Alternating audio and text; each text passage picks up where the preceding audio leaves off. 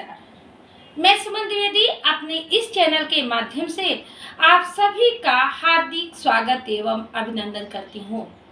पिछले वीडियो से लगातार हम लोग आचार्य रामचंद्र शुक्ल जी के हिंदी साहित्य का इतिहास पर चर्चा कर रहे हैं, जिसमें हम लोगों ने देखा कि शुक्ल जी ने यह स्पष्ट किया है कि वे सिद्धों और योगियों का जो वर्णन किए हैं वो उसको उन्होंने सांप्रदायिक शिक्षा मात्र बताया है। वे कहते हैं कि वे सांप्रदायिक शिक्षा मात्र है, अतः शुद्ध साहित्य के कोटि में नहीं आ सकती। आगे उन्होंने कहा है कि उन रचनाओं की परंपरा को हम काव्य या साहित्य की कोई धारा नहीं कह सकते, यानी सिद्धों और योगियों की रचनाओं की जो परंपरा है उसको शुक्ल जी ने कहा है कि हम काव्य या साहित्य की कोई धारा नहीं कह सकते। अतः हम संबंधी रचनाओं की चर्चा छोड़कर अब हम सामान्य साहित्य की कुछ सामग्री मिलती है उसका उल्लेख उनके संग्रहकर्ताओं और रचयिताओं के क्रम में करते हैं। पिछले वीडियो में हम लोगों ने इस पे चर्चा किया था, संक्षिप्त रूप से चर्चा किया था, जिसमें शुक्ल जी बताते हैं कि वे सांप्रदायिक शिक्षा मात्र है, यानी सिद्धों और योगियों की रचनाएं जो है वो सांप्रदायिक शिक्षा मात्र है, अतः शुद्ध साहित्य की कोटि में नहीं आती। साथ ही वे भी बता रहे हैं कि धर्म संबंधी रचनाओं की चर्चा छोड़, यानी पीछे उन्होंने जो धर्म संबंधी रचनाओं के बारे में पिछले वीडियो में आप लोगों को बताया भी गया है वो किए हैं, तो उस पर वो कह रहे हैं कि धर्म संबंधी रचनाओं की चर्चा छोड़ हम सामान्य साहित्य से जो कुछ सामग्री मिलती है, यानी सामान्य साहित्य से जो सामग्री मिलती है उसका उल्लेख उनके संग्रहकर्ताओं और रचयिताओं के क्रम से करते हैं, यानी इसका उल्लेख एक निश्चित क्रम से किया जा रहा है। पिछले वीडियो में हम लोगों ने हेमचंद के बारे में जाना था, लेकिन आज पुनः उसको देख लेते हैं और थोड़ा सा और भी सरल तरीके से और रोचक तरीके से हम लोग देखते हैं। तो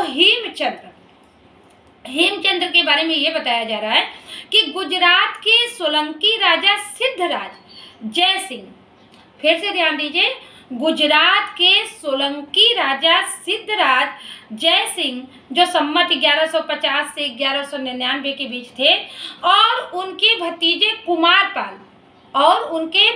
कुमारपाल जो संमत 1199 से 1230 के लगभग थे, कि यहाँ इनका बड़ा मान था।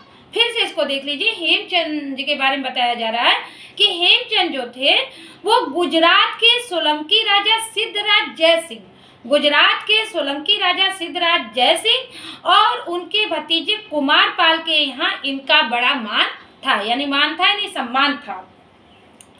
ये अपने समय के सबसे प्रसिद्ध जैन आचार्य थे। जो हेमचंद्र थे, इससे स्पष्ट हो गया कि ये जैन आचार्य थे और अपने समय के, यानी उस समय के सबसे प्रसिद्ध सबसे महत्वपूर्ण जैन आचार्य थे।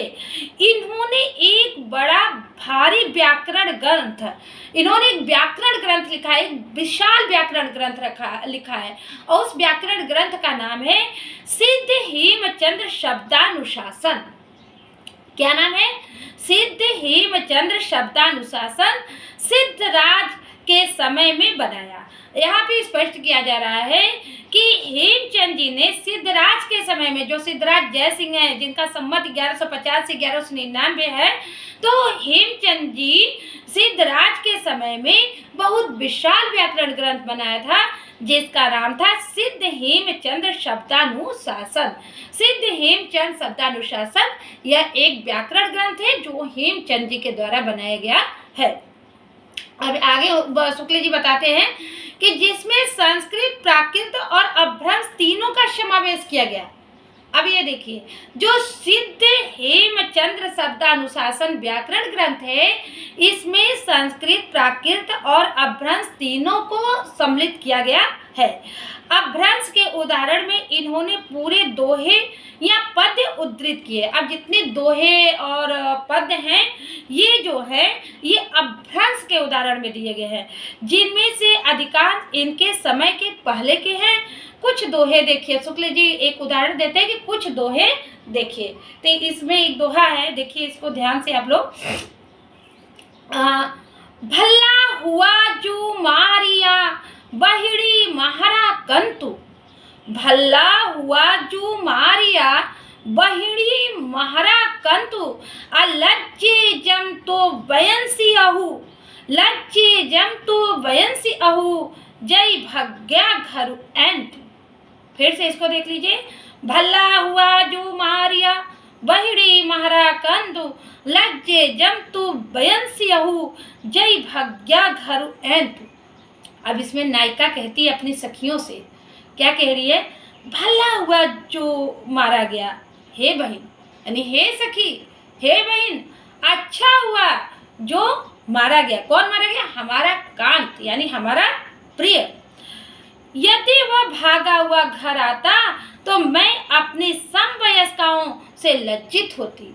यहाँ वीर गति को श्रेष्ठ बताया गया है, तो वही नायिका अपने सखियों से, अपनी बहन से करिए कि हे बहन, अच्छा हुआ जो युद्ध भूमि में हमारा पति वीर गति को प्राप्त किया है।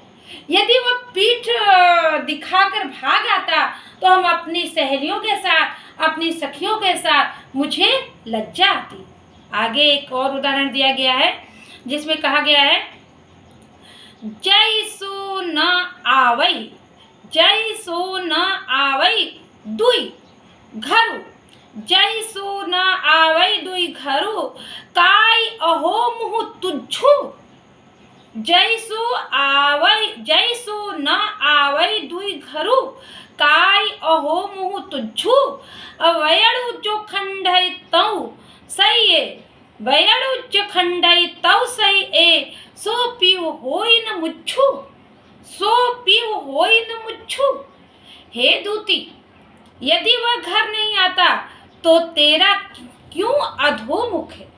यहाँ पे पूछा जा रहा है, हे दूती, यदि वह घर नहीं आता तो तेरा क्यों अधोमुख है? ये प्रश्न किया जा रहा है। हे दूती, यदि वह घर नहीं आता तो तेरा क्यों अधोमुख है? हे सखी, जो तेरा वचन खंडित करता है। यहाँ पर श्लेष अलंकार दिया गया है, नहीं दूसरा अर्थ जो है इसका ये है कि जो तेरा वचन खंडित करता है, इसका जो दूसरा अर्थ ये होगा कि जो तेरे मुख पर चुंबन द्वारा छत करता है वह मेरा प्रिय नहीं। आगे उन्होंने एक और उदाहरण दिया है, जे महु दृढ़ा दिय हड़ा, जे महु दृढ़ा दिय हड़ा, दैये पवसन तीड़ अताड़ गणंती अंगुलियु जज्जरियाउ नहेड़। फिर से इसको एक बार देख लीजिए। जे महु दृढ़ा दिय अहड़ा, दैये पवसन तीड़ अताड़ गणंती अंगुलियु जज्जरियाउ नहेड़। जो दिन या अवधि दैत अर्थात प्रिय ने प्रवास जाते हुए मुझे दिए थे, उन्हें नख से गिनते गिनते मेरी अंगुलियां जर्जरित हो गई। यहाँ पे नायिका कह रही है कि जब प्रवास को प्रिय गए थे तो उन्होंने वापस आने का जो दिन दिया था तो उसको नाखूनों से गिनते गिनते मेरे नाखून जो है वह जर्जरित हो गए हैं, यानी घायल हो गए हैं।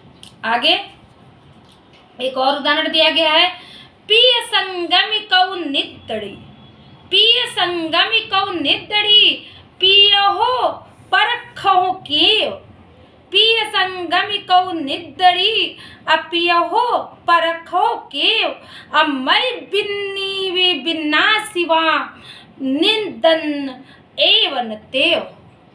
मई बिन्नी वे बिन्नासिया निदनम एव न तेव, प्रिय के संगम में नींद कहाँ। यह नायिका कह रही है कि प्रिय के संगम में नींद कहाँ, अब प्रिय के परोक्ष में भी क्यों करावे। मैं दोनों प्रकार से भी नासिता हुई, न तो न यो नींद न त्यों। जब प्रिय मिलते हैं तब भी नींद नहीं आ रही है, अब प्रिय का जब बिछो होता है, बिछुड़ते हैं तब भी नींद नहीं आ रही है। आगे बताया गया है, शुक्ल जी ने बताया है कि अपने व्याकरण के उदाहरणों के लिए हेमचंद्र ने भट्टी के समान इसको बहुत ही महत्वपूर्ण, इसको ध्यान देने योग्य बातें हैं। अपने व्याकरण के उदाहरणों के लिए हेमचंद्र ने भट्टी के समान एक दयाश्रय काव्य की भी रचना की है, जिसके अंतर्गत कुमारपाल चरित नामक एक प्राकृतिक काव्य भी है। आगे बताया जा रहा है कि अपने व्याकरण के उदाहरणों के लिए हेमचंद्र ने भट्टी के समान एक दयाश्रय काव्य की रचना की है, जिसके अंतर्गत कुमारपाल चरित नामक एक प्राकृतिक काव्य भी है। इस काव्य में भी अभ्रंश के पद्य रखे गए हैं। यहाँ ये भी बताया जा रहा है कि जो ये प्राकृतिक काव्य है कुमारपाल चरित्र, इसमें भी अभ्रंश के पद्य रखे गए हैं। आगे दूसरे बताया जा रहा जैन पंडित के बारे में बताया गया है, उनका नाम है सोमप्रभ सूरी। दूसरे जैन पंडित हैं, उनका नाम है सोमप्रभ सूरी। इनके बारे में भी बताया जा रहा है कि ये भी एक जैन पंडित थे। जिस तरह हेमचंद जी जो जैन आचार्य थे, उसी के बारे में इनके बारे में बताया जा रहा है कि ये भी एक जैन पंडित थे। इन्होंने संवत 1241 में कुमारपाल प्रतिबोध नामक एक गद्य पद्य में संस्कृत प्राकृतिक काव्य लिखा, जहाँ हेमचंद ने क्या लिखा है? सिद्ध हेमचंद शब्दानुशासन। क्या लिखा है? सिद्ध हेमचंद शब्दानुशासन। लेकिन सोमप्रभ सूरी जो जैन पंडित थे, इन्होंने लिखा है कुमारपाल प्रतिबोध। और ये जो ग्रंथ है, ये जो है इसमें ये गद्य पद्य में संस्कृत प्राकृतिक काव्य है। जो ये कुमारपाल प्रतिबोध है, ये कुमारपाल प्रतिबोध जो है वो संस्कृत प्राकृतिक काव्य है, जो गद्य पद्य में है, जिसमें समय समय पर हेमचंद द्वारा कुमारपाल का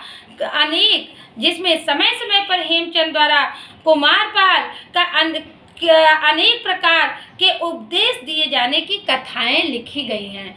जो कुमारपाल प्रतिबोध है, इसमें समय समय पर जो कुमारपाल जी ने उपदेश दिए हैं, उनकी कथाएं लिखी गई हैं। यह ग्रंथ अधिकांश प्राकृत में ही है। जो कुमारपाल प्रतिबोध ग्रंथ है, ये प्राकृत में है और बीच बीच में संस्कृत श्लोक और अभ्रंश के दोहे आए हैं। अभ्रंश के पदों में कुछ प्राचीन है तो कुछ सोमप्रभ और सिद्धपाल कवि के बनाए हैं। प्राचीन में कुछ दोहे दिए जाते हैं। और दोहा क्या है देखिए, रावण जायऊ जहि दियहि दह मुँह एक शरीरु। रावण जायऊ जहि दियहि दह मुँह एक शरीरु। अचिंता वीतयहि जड़री कवड़ पियावहु खीरु। फिर से देख लीजिए, रावण जायऊ जहि दियहि दह मुँह एक शरीरु।